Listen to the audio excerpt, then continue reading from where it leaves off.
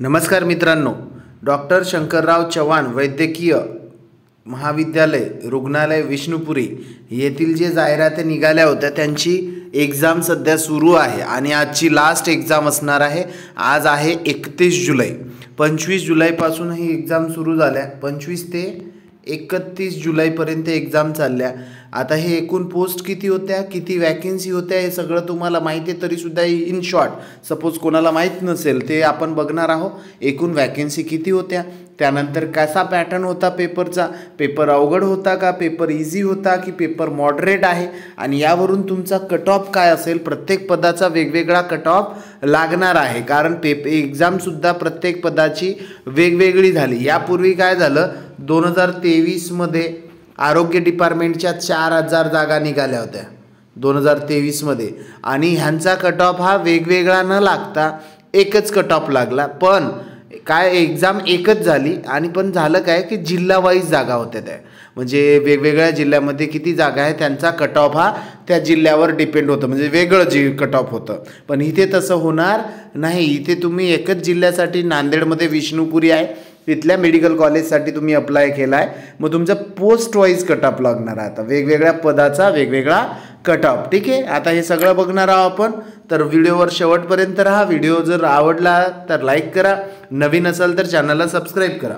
बघा, तर बघणार आहोत आता ही जाहिरात आहे, ठीक आहे। गड्डची आहे, 15,000 बेसिक आहे, ते 47,000, आणि एकूण पद 69 होते ह्याचे गड्डचे, आणि गड्ड प्रयोगशाळा परिचर मिळून किती 86 पद आहे। 17 पद गड्डचे आहे, हे लॅबोरेटरी अटेंडंटचे, ठीक आहे। असे एकूण 86 पूर्ण पद आहेत। यामध्ये आपण पुन्हा बघणार आहोत अजून एक की जागा झाल्या एक्झामचं पॅटर्न। आता एक्झाम हे बघा 25 जुलैपासून चालू झाल्या।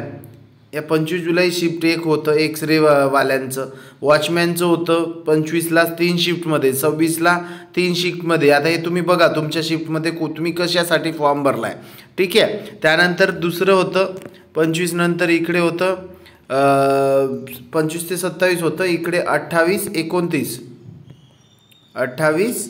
28ला 3 शिफ्टमध्ये होतं, 29ला पण 3 शिफ्टमध्ये। बघा, लॅबोरेटरी सर्वंट आणि लॅबोरेटरी अटेंडंट यामध्ये पदांची काय वेगवेगळे पद आहेत, ठीक आहे। 28ला काल 30 तारीख होतं, काल पहिल्या शिफ्टला पिऊन होतं, सेकंडला पण पिऊन होतं, आणि थर्डला स्ट्रेचर बिअरर होतं, फर्स्ट आणि सेकंडला, आणि थर्डला होतं लॅबोरेटरी अटेंडंट। ह्या जागा होत्या। आणि आज 31 जुलै, आज आया आणि टेलर ह्या 2 पदासाठी एकाच शिफ्टमध्ये एक्झाम होणार आहे, म्हणजे 25 ते 31 जवळपास 7 दिवस एक्झाम चालली आहे। या एक्झाममध्ये प्रत्येक 3 शिफ्टमध्ये फॉर्म काही जास्त आलेले नाही आहे या एक्झामला। आता बघणार आहोत की पेपर पॅटर्न कसा होता, ठीक आहे। पेपर हा अतिशय मॉडरेट होता। काय होता? मॉडरेट होता। काय होता? मॉडरेट म्हणजे मराठी सोपं। काय होतं? मराठी काय होतं? सोपं होतं। इकडे बघू, मराठी सोपं होतं, मराठी इझी। मराठीमध्ये किती घ्यायचे पोरं? 25 पैकी 22 हमखास घेणार पोरं। का? कारण त्याच्यामध्ये कालच्या पेपरमध्ये समानार्थी शब्द होते, ते पुरातन काळातले विचारले होते, द्रोणाचार्य, त्यानंतर असे काही वेगवेगळे समानार्थी होते जे माहीत नाही, असे 2-3 समानार्थी शब्द होते मराठीमध्ये, म्हणून 22 मार्क खूप झाले मराठीमध्ये। इंग्रजी सोपा होता, इंग्रजीमध्ये सुद्धा 20+ घेतात, 22 पकडू। गणित 25 मार्काचा होता, पण 25 मार्कापैकी 25 घेऊ शकत नाही। गणितामध्ये अवघडपणा होतं, अवघड म्हणजे काही गणित असे होते जे सुटत नव्हते, मग असे 5-6 गणित होते। गणितात किती म्हटलं तरी 20+ कोणच नाही घेणार, किती 20+।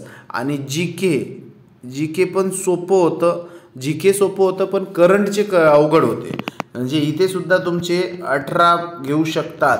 मग आता याचं कॅल्क्युलेशन करा, 2 अन् 2 4 अन् 8 किती 12, 12शी 2 उरला 1, 1 अन् 2 3 अन् 2 5 अन् 2 7 अन् 1 8, 82. तुमचा जर 80 प्लस स्कोर असेल तर तुम्ही लागण्याच्या कटारीवर आहात.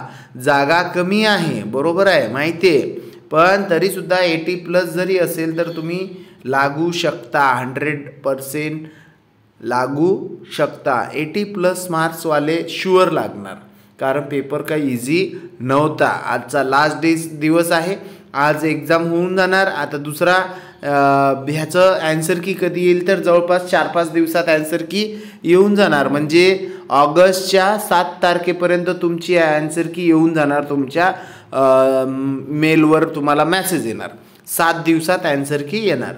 ठीक आहे, ओके, थँक्यू.